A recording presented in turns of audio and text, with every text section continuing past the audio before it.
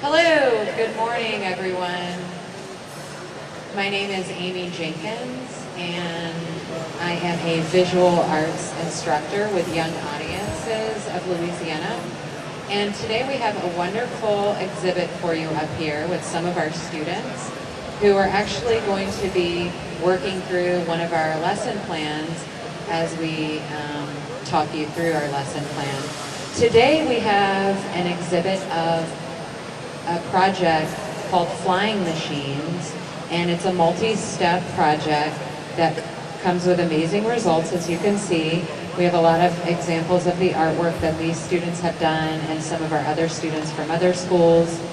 And I'm going to introduce one of our other teachers who's going to walk you through some of the things that the students are doing here. The first thing I want to do before I turn it over to Rebecca Frank is tell you the overall project, what we're doing with the Flying Machine project. This is a visual arts project that has a lot of cross-curricular aspects with science, math, history, geography, and we have an outline up here, and we do want you guys to walk through and come up and check out what the students are doing and see what they're doing hands-on while we're walking you through this. So the first step is the students learn about the history of flight and some of the machines that we already know about. And the second phase is that students are going to design their own flying machines. They're going to use the information that they've learned through studying the history of flight and history of machines, and then they're going to create a brand new machine of their very own that hasn't been invented. The second phase is they're going to actually make three-dimensional forms. So they've studied the history of flight, they've made their sketches on paper, which we have a lot of examples up here. We have students sketching right here. And once they get their sketch, they're going to come and make a three-dimensional form. So they're going to turn their two-dimensional design into a three-dimensional form. And the materials that we use for this are all recyclable materials. That's cardboard from cereal boxes, oatmeal containers, Twinkies, plastics, newspapers. And students play around with that and create their three-dimensional form. And once they do that step, they move to the paper mache table and they actually cover their form with paper mache for their final project.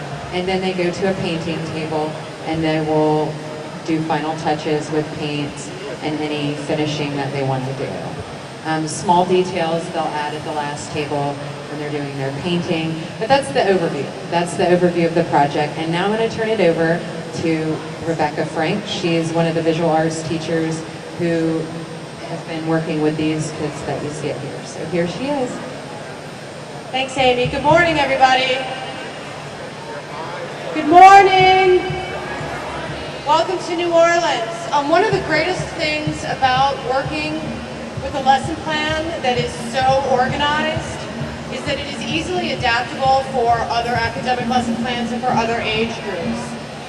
So working with the students from Woodmere Elementary School out in Harvey, Louisiana, and I worked with students from ages 6 all the way up through 10 and 11.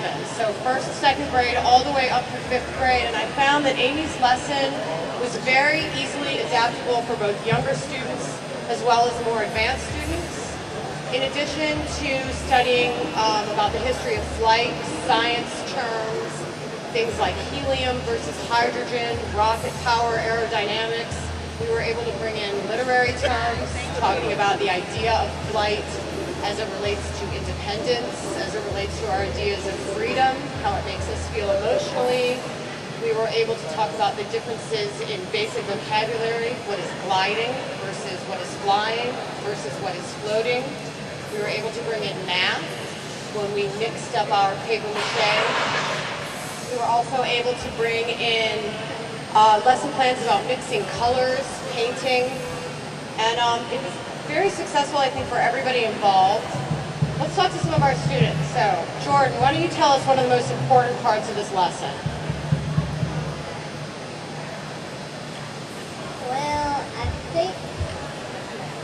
Well, I think the most important part is that we had to learn how the flying machines were built and how they work.